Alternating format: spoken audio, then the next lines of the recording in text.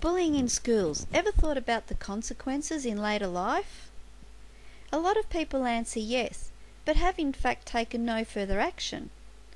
Most people just think it over briefly, because it hasn't affected them directly. Most believe that it's part of growing up. That kids will sort things out themselves and therefore don't get involved. Just bury their heads in the sand, hoping it will sort itself out and go away. Most people just think it over briefly because it hasn't affected them directly. But hang on a moment and give it some thought. Believe me, the concerns would be considered fully if it were your child, because you would not want this traumatic experience to cause them any difficulties in their adult lives. Perhaps we ought to give some thought to, say,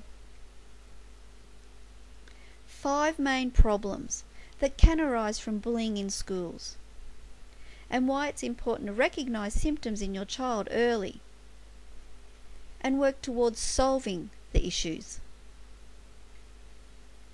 Firstly, self-esteem. You may feel that if the bullying has been spotted and sorted out, then poor self-esteem should not be a problem. If the child realises it was not their fault, that's a good point. Having said that, take into account that your child may question why they were picked out and will still need help and maybe counselling to be built back up and reassured. Secondly, self-promotion. If your child continues to lack confidence in adult life, they're not going to readily put themselves forward for tasks or find it easy applying for jobs if they feel worthless.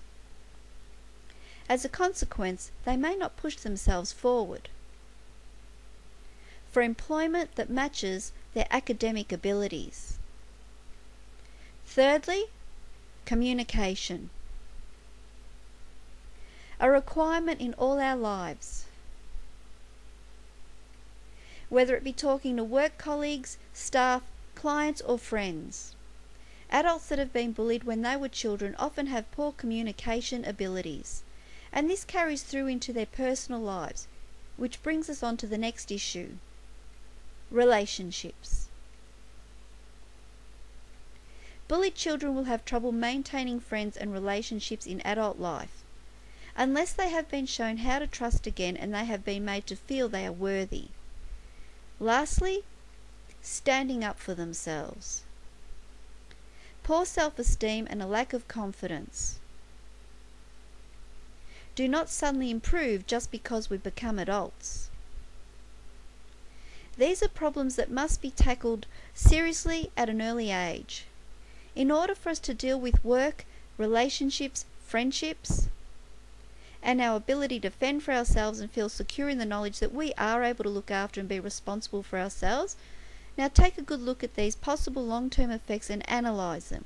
Look them over once again and consider these effects on a child of yours. We can see these effects in action if you look around our workplace and community.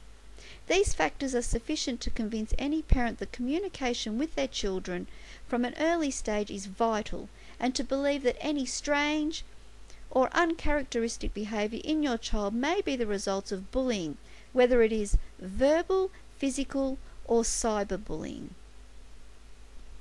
Bullying in schools needs to be controlled